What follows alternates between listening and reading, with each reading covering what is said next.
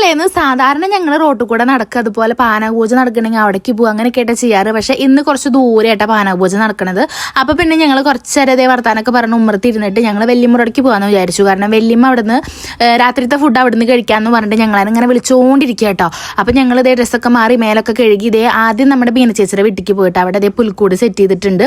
നമ്മുടെ ഇവിടെ നേരെ ഓപ്പോസിറ്റ് കൂടുതലും ക്രിസ്ത്യൻസ് ആയതുകൊണ്ട് തന്നെ ക്രിസ്മസ് ആയിക്കഴിഞ്ഞ ഒരു വൈബാണ്. പിന്നെ എന്തൊരു പ്രത്യേകത എന്ന് വെച്ചാൽ ക്രിസ്മസും ഞങ്ങളുടെ പൂരും ഒക്കെ ഒരു ദിവസമാണ്. അതുകൊണ്ടൊരു വേറെ വൈബാണ് കേട്ടോ ഇവിടെ. എല്ലാവരുടെ വീട്ടിലും ഇതേ പുൽക്കൂടും ഇങ്ങനെ സെറ്റ് ചെയ്തിട്ടുണ്ടാവും കേട്ടോ. പിന്നെ നമ്മൾ നേരെ വെല്ലിമടക്ക് പോവുകയാണേ ചെയ്തത്.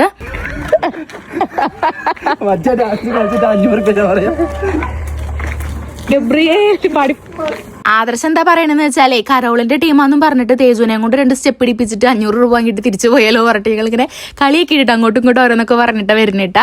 പിന്നെ ഇത് ഇവിടെ വന്ന് വലിയ എല്ലാവരും ഉണ്ട്. അപ്പോൾ ഇതാട്ടോ ചേട്ടന്റെ റൂം സെറ്റ് ചെയ്താട്ടോ ഒന്നും കൂടി. അതായത് ചേട്ടന്റെ കല്യാണമാണോ 28-ാം തീയതി. അപ്പൊ അതിന് റൂമും വീടും ഒക്കെ ഒന്നും കൂടി അവർ ക്ലീൻ ആക്കി കുറച്ചും കൂടി പണികളൊക്കെ വീട്ടിലെടുത്തിട്ടുണ്ട് കേട്ടോ. അപ്പൊ ചേട്ടന്റെ റൂം എന്തായാലും അടിപൊളിയാക്കി ഉണ്ട് കേട്ടോ. പിന്നെ അങ്ങനെ നിൽക്കണ നേരത്തെ എന്റെ വേറെ വലിയച്ഛന്റെ മക്കൾ വന്നിട്ട്, അതായത് അച്ഛന്റെ മൂത്ത ചേട്ടന്റെ വീട്ടിലാണ് ഇപ്പൊ നമ്മളുള്ളത്. പിന്നെ അച്ഛന് ഒരു ചേട്ടനും കൂടി ഉണ്ട്, രണ്ടാമത് പിന്നെ ഒരു അനിയനാട്ടുള്ളത്. അങ്ങനെ ഞങ്ങൾ കുറച്ച് പേരൊക്കെ ഉണ്ട്. ഉണ്ണീനെ എടുത്തത് മൂത്ത ഏട്ടന്റെ ഉണ്ണിയാട്ടോ. അപ്പൊ അതിനെടുത്തിട്ട് ഞങ്ങൾ ഇങ്ങനെ നടക്കാട്ടെ. ചെറുത് ഇങ്ങനെ ഒരാളെടുത്ത് കഴിഞ്ഞാൽ അങ്ങനെ ഒരു ഭാഗത്ത് ഒതുങ്ങി ഇങ്ങനെ മേത്ത് കിടന്നോളെ. പിന്നെ അപ്പുറത്ത് ഇതേ തറവാടുണ്ട്, അവിടെ നിന്ന് ഇത് അമ്മായി ഇങ്ങനെ കൈവീശി കാട്ടുണ്ടേ.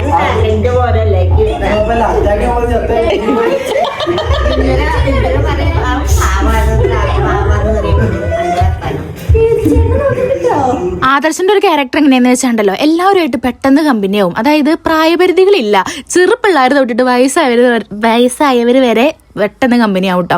അതുകൊണ്ട് അവനെ എല്ലാവർക്കും ഭയങ്കര കാര്യമായിട്ടോ. നമ്മുടെ ഇവിടെ വന്നു കഴിഞ്ഞാൽ എല്ലാവരോടും ഇങ്ങനെ വളവളാ സംസാരിച്ചിട്ട് നേരം ഇവണ്ടെങ്കിയെന്നാട്ടോ പറയുക. പിന്നെ ഇവിടെ നമുക്ക് ഇതേ നിഷാം ബിരിയാണി വെച്ചിട്ടുണ്ട് കേട്ടോ. ബീഫ് ബിരിയാണിയാണ് വെച്ചേക്കുന്നത്. അപ്പം അത് വെച്ചിട്ടാണ് ഞങ്ങളെ ക്ഷണിച്ചേക്കുന്നത് കേട്ടോ കഴിക്കാൻ വേണ്ടിയിട്ടാണ്. ഞങ്ങളെല്ലാവരും കൂടി ഇരുന്നിട്ട് ബീഫ് ബിരിയാണി കഴിച്ചു. നല്ല ടേസ്റ്റ് ഉണ്ടായിരുന്നു കേട്ടോ. ഭയങ്കര ടേസ്റ്റ് ആയിരുന്നു. കാരണം നമ്മൾ നോർമൽ നമ്മുടെ അവിടുത്തെ ബിരിയാണി കഴിച്ചിട്ട് അവരുടെ അവിടെ വെക്കുന്ന ഒരു സ്റ്റൈലിലാട്ടോ വെച്ചിരിക്കുന്നത്. അപ്പം നല്ല ടേസ്റ്റ് ഉണ്ടായിരുന്നു. പിന്നെ അതൊരു വലിയച്ഛൻ്റെ മോളാട്ടോ, രാധിക ചേച്ചി, എൻ്റെ രണ്ടാമത്തെ വലിയച്ഛൻ്റെ മോളാണ്. അപ്പൊ ചേച്ചിയും വന്നിട്ടുണ്ടായിരുന്നു. എല്ലാവരും കൂടിയിട്ട് കൂടാട്ടോ ചെയ്ത്. പിന്നെ ഈ കുടിക്കുന്നത് മദ്യമല്ലാട്ടോ, തെറ്റിദ്ധരിക്കരുതേ. ഇത് അവരുണ്ടല്ലോ നന്നാരി കൊണ്ട് എന്തോ ഒരു സംഭവം ഉണ്ടാക്കിയിട്ട് തന്നതാട്ടോ. അത് നല്ല ടേസ്റ്റ് ഉണ്ടായിരുന്നു കുടിക്കാൻ. അത് കഴിഞ്ഞിട്ട് ചേട്ടതേ ദുബായ് ചോക്ലേറ്റ്സ് ഒക്കെ ഞങ്ങൾക്ക് തരുന്നുണ്ട് കേട്ടോ. അപ്പൊ ഞങ്ങൾ എല്ലാവരും ഒരെണ്ണം പൊട്ടിച്ചിട്ട് എല്ലാവരും ടേസ്റ്റ് ചെയ്ത് നോക്കട്ടെ ചെയ്യണത്. അപ്പൊ ഇത് നല്ല ടേസ്റ്റ് ഉണ്ടായിരുന്നു. പിന്നെ ഞങ്ങൾ എല്ലാവരും ഇരുന്ന് കത്തി അടിച്ചുകൊണ്ടിരിക്കട്ടെ, അങ്ങോട്ടും ഇങ്ങോട്ടും വർത്താനൊക്കെ പറഞ്ഞ് മെയിനായിട്ട് അങ്ങോട്ടും ഇങ്ങോട്ടും കളിയാക്കുക. അതാണ് ഞങ്ങളുടെ മെയിൻ പരിപാടി എല്ലാവരുമായിട്ട് കൂടിക്കഴിഞ്ഞാട്ടാ. പിന്നെ നമ്മൾ എല്ലാവരോടും ടാറ്റ പറഞ്ഞിട്ട് നമ്മുടെ വീട്ടിലേക്ക് പോകാനായിട്ടാ നോക്കണം. കാരണം 10 മണി ആവാറായിട്ടുണ്ട്. അങ്ങനെ ഫുഡൊക്കെ കഴിച്ച് അവിടുന്ന് ടാറ്റ പറഞ്ഞിട്ട് അമ്മമ്മോടാണ് കേട്ടോ ആദർശം ഇങ്ങനെ പിന്നാലെ നടന്ന് ടാറ്റ പറയുന്നത്. അമ്മമ്മയാണെങ്കിൽ ആദർശനെ വിടുന്നില്ല, എന്ന് പോണ്ട പറഞ്ഞിട്ടൊക്കെ പിടിച്ച് നിർത്തുന്നുണ്ട്. അപ്പൊ ഇന്നത്തെ വീഡിയോ ഇത്രയേ ഉള്ളൂ കേട്ടോ. ബൈ.